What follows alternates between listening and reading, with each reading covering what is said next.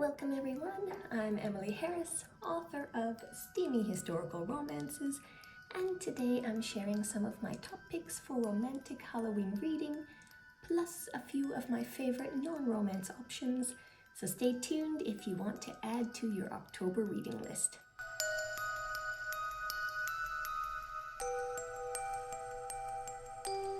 Alright everyone, I've got kind of a long list today, so to keep things easy to reference, I've got some timestamps listed in the description below, along with links to where you can find the books on Amazon.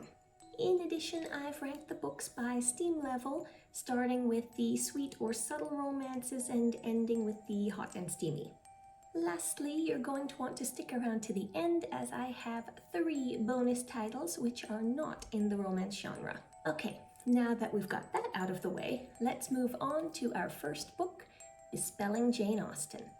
This is a Harlequin anthology featuring 4 romance authors and their paranormal renditions of Jane Austen tales, to include themes ranging from reincarnation to vampires to paranormal dating service.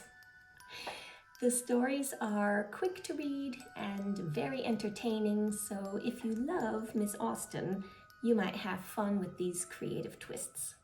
Next we have The Ghost and Mrs. Muir by R.A. Dick. This tale of a young widow who moves into the former residence of a sea captain and then finds herself haunted by the spirit of said captain has been a long time favorite of mine since I first saw the black and white film version starring Rex Harrison and Gene Tierney as a child. Now, they say the book is always better, but I really love each equally. So if you enjoy a sweet, impossible romance, this classic is a good one to add to your collection. Our third book is actually a YA paranormal series called Prophecy by Tamar Sloan. This series deals with the Fae, wolf shifters, and a prophecy that will bring the 2 groups together. The first book in the series, Prophecy Awakened, won the 2018 Roan Award for YA Book of the Year, which, side note, I actually got to accept for Miss Sloan through a quirk of luck when she was unable to attend the awards ceremony.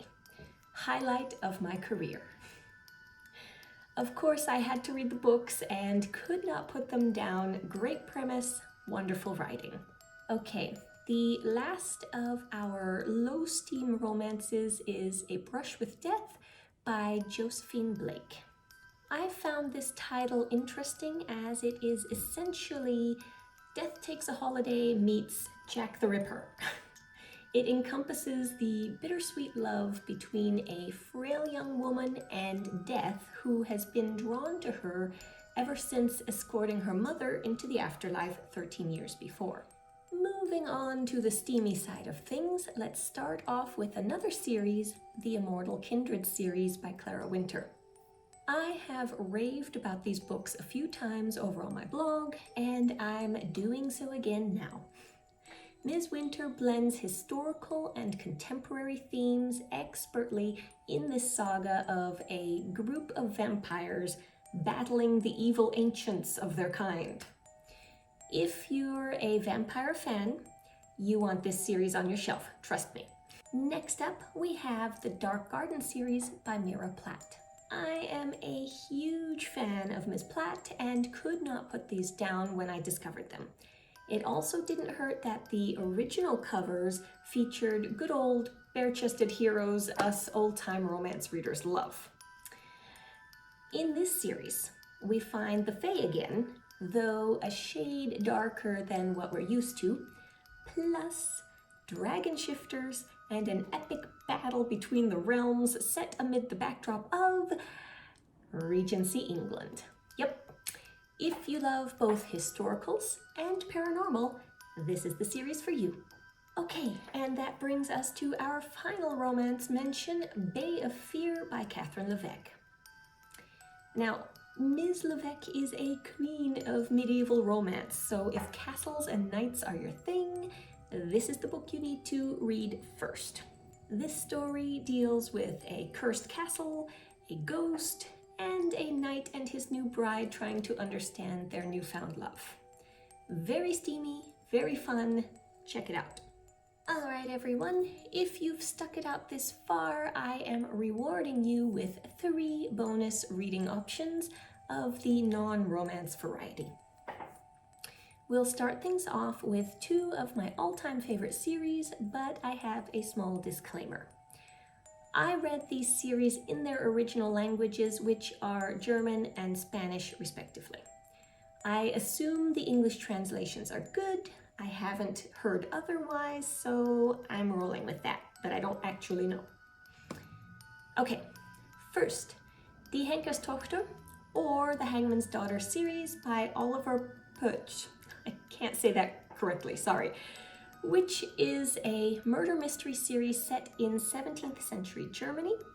The main hero is, of course, the bristly, crotchety hangman of the city, and other characters include his daughter and the young doctor who loves her. This is a massively entertaining series, but even better, I just found out there is a Kindle in Motion illustrated version for at least the first book in the series, which looks really cool. I'm going to have to check that out.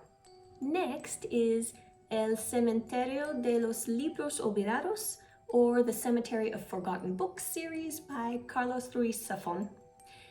These books span over several decades of the early 20th century in Barcelona, Spain, and encompass mystery, conspiracy, murder, and they touch on some otherworldly realms and possibilities as well.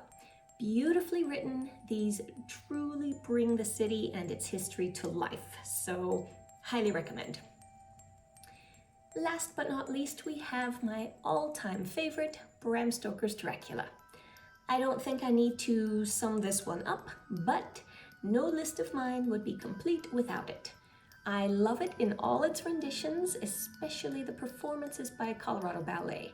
I can't wait for theaters to open up again. Truly beautiful and gripping.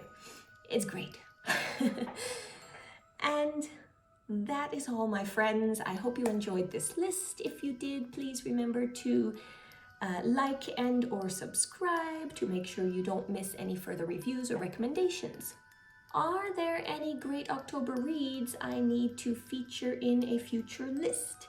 If so, comment with the titles below and I'll add them to my reading list. Thanks again for watching, and until next time, happy reading.